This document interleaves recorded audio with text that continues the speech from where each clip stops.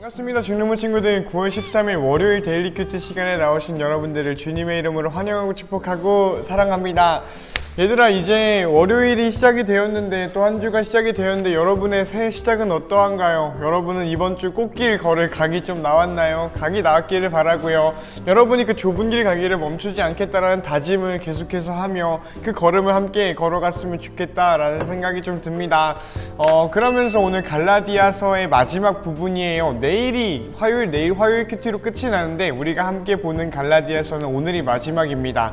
우리 유종의 미라는 게 있잖아요. 그러니까 우리 끝까지 함께 잘 해봤으면 좋겠고요. 갈라디아서는 마지막까지 정말 이게 짧다 보니까 엑기스 이렇게 꾹꾹 담겨있는 그런 성경이에요. 아마 모든 성경이 그러겠죠. 그러니 우리 오늘 함께 집중해서 하나님 말씀 계속해서 보는, 또 누리는 너와 내가 되면 좋겠습니다. 그럼 전도사님이 기도하고 우리 같이 큐티 시작해 볼게요. 기도합니다. 사랑의 하나님 아버지, 감사합니다. 오늘도 우리를 하나님의 말씀 앞으로 불러주시고 우리가 그 부르심에 응답하여 이 자리에 나올 수 있게 하여 주심에 감사를 드립니다. 주님께서 주인 되시는 시간 되시고, 주님께서 함께 하시는 시간 되시며, 주님께서 살아계시다라는 것이 드러나고 우리에게 경험되는 시간 될 수 있도록 하나님 이 시간에 함께하여 주시고 주님 인도하여 주시옵소서. 예수님 이름으로 기도합니다. 아멘. 자, 오늘 우리가 함께 볼 말씀은 갈라디아서 6장 1절로 10절 말씀입니다. 오늘이 월요일이고요. 내일 화요일 큐티 본문을 보면은 11절로 18절에서 갈라디아서가 아멘 하면서 끝이 나는 장면으로 끝나요. 갈라디아서의 엔딩이지요. 그래서 오늘은 왜 크리스마스가 있으면 크리스마스 이브가 있듯이 갈라디아서 엔딩의 이브 날입니다. 크리스마스 이브도 되게 의미 있는 날이고, 우리도 설레하는 날이듯이 무언가 어떤 일이 일어나기 전날 되게 설레잖아요. 방학 전날, 개학 전날, 한편으론 또 설레는 게 있듯이 어떤 일이 일어나기 바로 직전 날을 우리는 되게 두근두근하는 마음으로 긴장하면서 뭔가 바라는 것들이 있지요. 그만큼 엔딩으로 이렇게 가는 그 길이 잘 왔다라는 그런 것도 있겠고요. 뭔가 되게 그런 느낌이 있습니다. 그래서 더 우리 의미를 가지고 오늘 본문 말씀 짧으니 함께 집중해서 봤으면 좋겠어요. 같이 읽어보자. 형제들이여, 여러분 가운데서 누구든지 죄 지은 사람이 있거든 신령함을 지닌 여러분이 온유한 마음으로 그를 바로잡아야 합니다. 그러나 여러분도 유혹에 빠지지 않도록 조심하십시오. 여러분은 서로 다른 사람의 짐을 들어주십시오. 그것이 그리스도의 법을 이루는 길입니다. 아무것도 아닌 사람이 무엇이나 된 것처럼 행동한다면 그것은 자기를 속이는 일입니다. 자기를 다른 사람과 비교하지 마십시오. 사람은 저마다 자기 일을 살펴야 합니다. 그러면 자랑할 일이 자기에게만 있을 것입니다. 사람은 저마다 자기 일에 책임을 져야 합니다. 하나님의 가르침을 배우는 사람은 가르치는 사람과 모든 좋은 것을 나누어야 합니다. 스스로 속이지 마십시오. 하나님을 속일 수는 없습니다. 사람은 자기가 심은 대로 거둘 것입니다. 자기 육체의 욕망대로 심는 사람은 육체로부터 썩을 것을 거둘 것이며, 성령의 뜻을 따라 심는 사람은 성령으로부터 영원한 생명을 거둘 것입니다. 선한 일을 하다가 낙심하지 말아야 합니다. 때가 이르면 영원한 생명을 거둘 것이므로 포기하지 말아야 합니다. 기회가 닿는 대로 모든 사람에게 선한 일을 행해야 합니다. 특히 믿음의 가정에 그렇게 해야 합니다. 아멘. 이런 구절입니다. 되게 뭔가 이렇게 짧게 읽기만 했는데도 뭔가 좋아 보이는 센텐스들이 참 눈에 많이 띄는 그런 구절이지 않나요? 다시 한번 여러분이 천천히 여러분의 템포로, 여러분의 눈으로, 여러분의 마음으로 읽어보고 우리 나눔해보면 좋겠습니다. 시작! 여러분은 어느 부분에 좀 눈길이 가고 마음에 감동이 오고 이거 되게 좋다라는 생각들이 들었나요? 오늘 구절에서는, 오늘 함께 본 본문 안에서는 한두 군데가 아닐 수도 있겠다라는 생각이 들었어요. 전도사님은 그랬거든. 근데 그걸 다 이야기를 하면은 좀 시간이 너무 길어질 것 같으니까 짧게 전도사님 몇 가지만 이야기를 해볼까 합니다. 전도사님이 은혜를 받았다라고 생각이 들고 다짐을 하게 되고, 하나님은 이런 하나님이구나 라는 걸 다시 한번 깨닫게 되고, 그런 하나님을 내가 오늘을 살아가는 내 삶에서 만나고 싶다라는 생각이 드는 부분들을 어떤 이유로 그렇게 생각하게 되었는지를 나누는 것이 우리의 큐티의 나눔이고 큐티 묵상이다 라고 우리가 기억을 했으면 좋겠고요. 그래서 전도사님의 것들을 나누어 볼까 해요. 그래서 먼저는 이런 생각이 들었어요. 얘들아, 교회는 뭘까? 교회란 무엇일까? 뭔가 거창한 질문이죠. 교회는 뭘까, 얘들아? 이게 부정진술이라는 게 있어요. 긍정진술과 부정진술이라는 게 있는데, 무엇은 아니다 라는 것들이 있지요. 그래서 이 교회에 대해서 생각을 할 때도 무엇은 아니다 라는 거를 좀 생각을 해보면 좋겠다 라는 것이 있지요. 가령 좀 극단적으로 편하게 멀리서부터 생각을 해보면 교회는 불교인들의 모임은 아니에요. 그렇죠? 이런 식으로 뭐는 아니다라는 걸 쳐내고 있는 거야. 그리고 전도사님이 집중하고 싶은 아니다라는 진술 중에 하나는 뭐냐면요, 교회는 건물이 아니다라는 거죠. 뭐라는 거야? 교회는 건물이 아니다 라고 전도사님은 믿고 있어요. 그래서 우리는 주의 움직이는 교회라고 노래하고 고백하는 것도 있고요. 전도사님 개인적인 뇌피셜로 확인해 보진 않았지만 하나님 그 고백 기뻐하실 거라고, 그 찬양 듣기 좋아하실 거라는 생각도 한번 해보곤 합니다. 왜냐하면 교회는 건물이 아니기 때문이에요. 교회는 무생물이 아니야. 죽어있는 게 아니고 교회는 살아있는 거예요. 왜냐하면 교회는 너 그리고 나 이렇게 믿는, 예수 그리스도를 주로 고백하는 믿는 사람들이 모인 공동체이기 때문이야. 그래서 우리가 어디를 가던 거기는 교회가 되겠고요. 우리가 아니라 너 혼자여도 나 혼자여도 우리는 스스로 교회여야겠다라는 생각이 있어요. 그래서 전도사님이 되게 이거 진짜 개인적인 건데, 전도사님의 약간 갑자기 좌우명입니다. TMI인데 전도사님 좌우명은 교회로 살아가자예요. 여러 가지 더 좋은 것들이 있는데 전도사님 교회로 살아가는 삶을 살고 싶어요. 내가 왜 이런 센텐스를 정했는지를 한번 생각을 해봐. 교회로 살아간다 라는 거는 단순히 교회 나온다라는 게 아니기 때문이에요.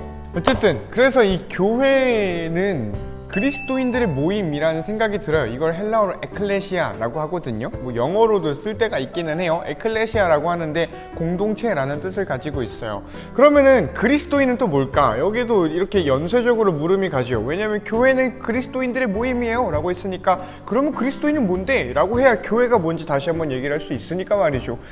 이 그리스도인을 이야기하는 것들에 너무 많은 지표들이 있는데 이렇게 자르고 쳐내다 보면 전도사님 생각에는 이게 좀 중요한 거지 않을까라는 생각이 들어요. 아까 살짝 얘기했는데, 그리스도, 우리 주 예수 그리스도를 내 주님으로 고백하는, 내 머리 되신 분이라고 고백하는 사람들, 그렇기 때문에 예수님의 통치를 받는 사람들, 예수님의 가르침을 따르고요, 예수님을 닮아가려고 노력하고요, 예수님이 전한 복음인 하나님 나라를 소망하는 사람들이겠다 싶어요. 그러니 다른 말로 하면 하나님 나라를 바라보는 사람들이니까 하나님의 통치를 받는, 하나님의 법을 따르는 사람, 다른 말로 하면 그리스도의 법을 따라 사는 사람들이 그리스도인이겠다라는 생각이 들고요. 그 사람들이 모인 곳이 교회다라는 좀 정리가 되는 듯 합니다. 그리고 오늘 본문은 그 그리스도의 법을 어떻게 성취하라 라고 이야기하는 게 나오죠. 어떻게 성취하라가 아니라 이렇게 하면 성취하는 거야 라고 이야기하는 장면이 나와요. 나는 그 부분이 되게 울림이 남아있는 것 같아.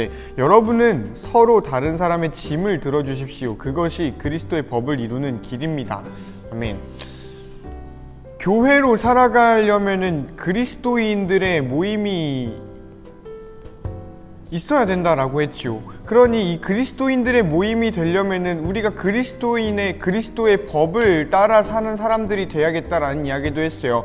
그래서 여기서 그리스도의 법을 이루는 것은 이 다른 사람의 짐을 들어주는 것이라고 하지요. 그래서 교회는 이렇게 흘러가지고 다른 사람의 짐을 들어주는 사람들이로도 볼 수 있겠다라는 생각이 전도사님은 들어요. 물론 여기서 바울 아저씨가 이야기하는 다른 사람이라고 한다 하는 것은 여러분 가운데 라고 하니까 갈라디아 교회들 이렇게 전제가 되어 있을 거예요. 그래서 그냥 생판 모르는 사람도 분명히 포함이 되겠지만, 이 갈라디아서라는 특수한 상황 속에서는 갈라디아 교인들 중에 힘들어하는 사람, 갈라디아 교인들 중에 짐을 진 사람, 갈라디아 교인들 중에 죄를 지은 사람에게 여러분이 다가가서 그 사람을 도와주세요 라고 말하는 것이라는 생각이 들죠. 그래서 이 죄 지은 사람에 대해서 어떻게 하세요 라는 게 나오는데, 여러분이 온유한 마음으로, 너무 안 보이네, 때문에 온유한 마음으로 그를 바로 잡아야 합니다. 도와주세요 라는 거지. 그러니까 죄지어서 흔들흔들거리고 비틀비틀거리고 이 좁은 길을 탈주해버릴 것 같을 때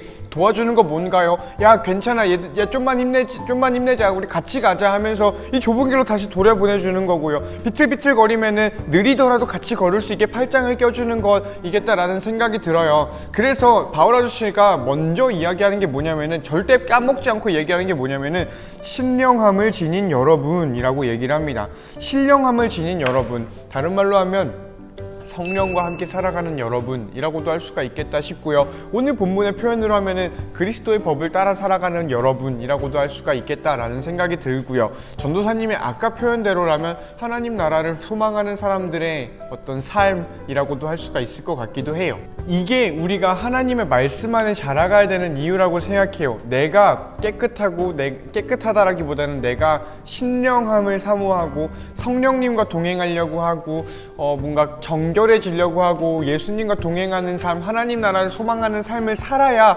내가 힘든 누군가를 도와줄 수가 있어요. 이거는 뭐 사실 그렇지 않은 상태에서도 도와줄 수는 있겠다만 이거 욕심이잖아. 결국에 나도 힘들잖아. 수영을 못하는 사람이 물에 빠져있는 사람을 가서 도와줄 수가 없듯이 이 사람을 도와주려면 나에겐 튜브가 있어야 되고요. 나는 일단 물에 뜰 줄 알고 수영을 할 줄 알아야 되듯이 내가 먼저 건강함을 가져야 하는 이유는, 내가 성령 충만함을 가지고 살아가야 하는 이유는 우리 교회 공동체원들이 힘들 때 그들을 도와주기 위함이어야겠다라는 생각이 들고요. 비록 특수한 상황인 이 갈라디아 교회에 한정된 말씀이지만 우리에게 이런 상황이 닥치지 않으리라고 누가 얘기할 수 있나요? 우리 옆에 있는 누군가가 힘든 상황 안 만날 줄 누가 아나요? 또 내가 힘든 상황 안 만날 줄 누가 아나요? 내가 힘들 때 너가 나에게 힘이 되어주고, 너가 힘들 때 내가 너에게 다가가서 하나님의 살아계심과 하나님의 위로를 전하는 게 교회겠다라는 생각이 들어요. 바울 아저씨는 지금 그거를 갈라디아 사람들한테 이야기를 하고 있겠다라는 생각이 들고요.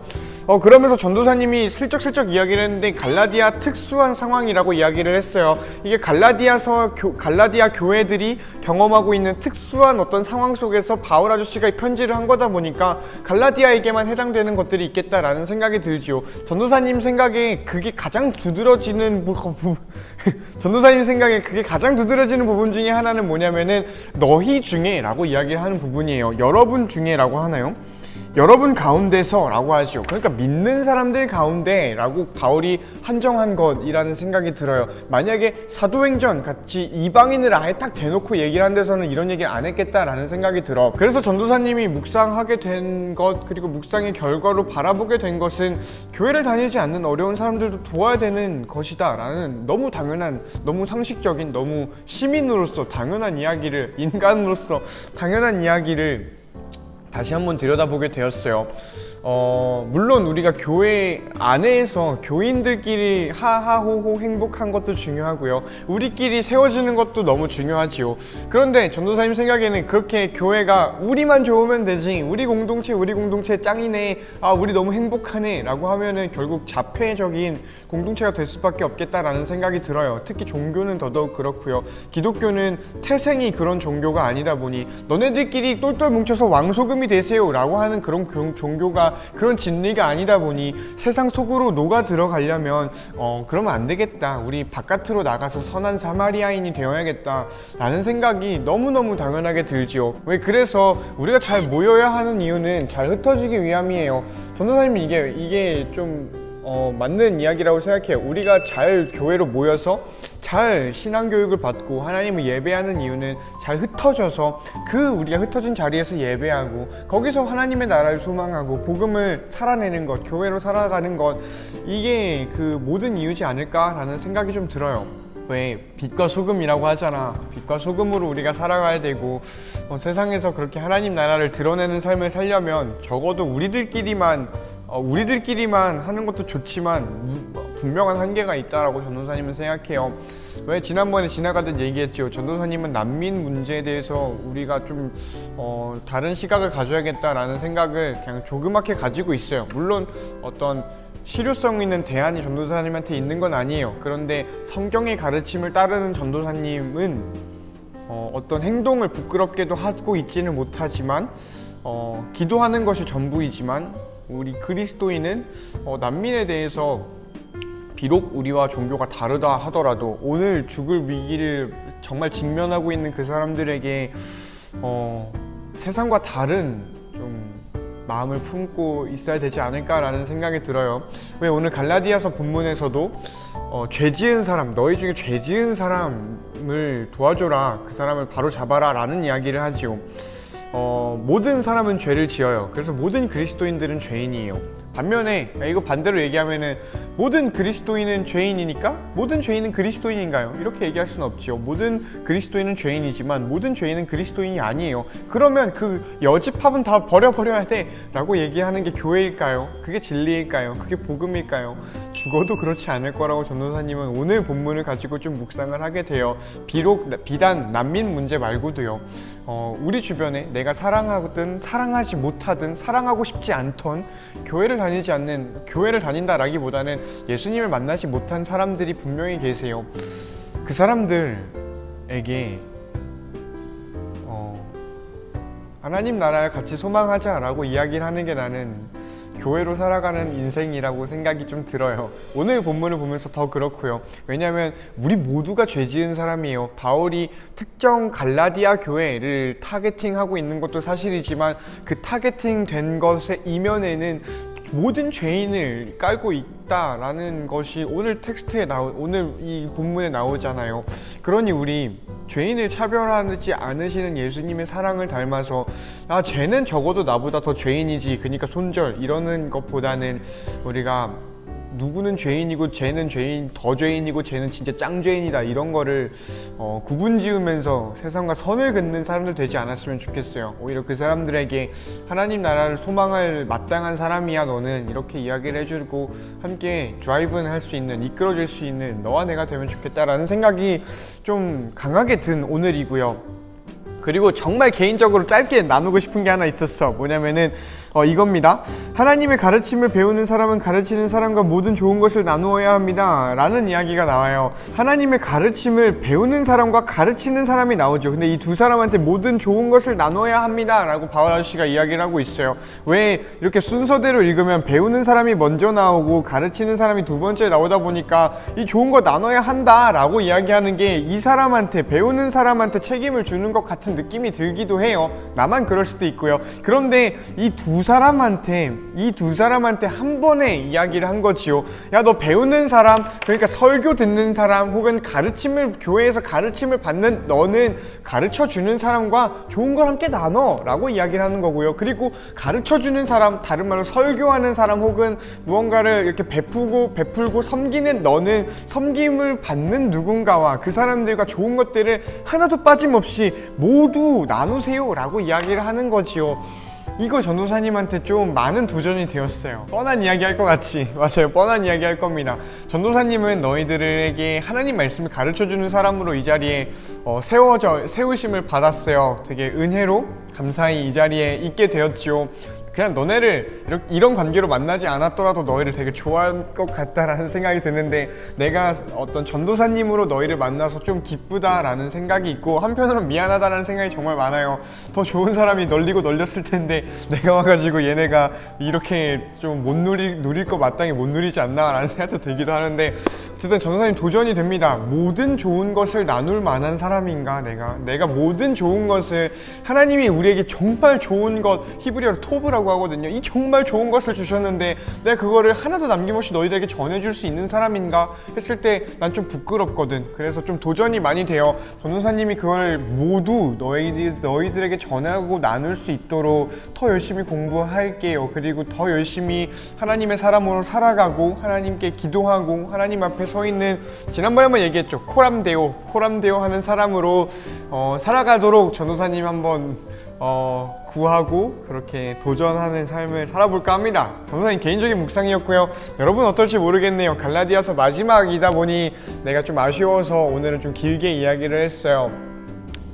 여러분이 갈라디아서 내일까지 큐티를 하고 돌아봤을 때 어떤 구절들이, 어떤 말씀들이, 어떤 만남이, 하나님의 말씀과 여러분의 삶의 만남이 있었는지, 그게 기억이 어떤 부분이 날지 모르겠지만 언제나 여러분을 한결같이 인도하시는 성령 하나님을 소망하는, 그래서 의의 소망을 바라며 살아가는 저와 여러분 되면 좋겠습니다. 그렇게 우리가 한 주를 잘 열어가면 좋겠고요. 시작된 한 주 우리가 주님 안에 함께 꽃길 걸어가는 너와 내가 되기를 축복합니다. 안녕.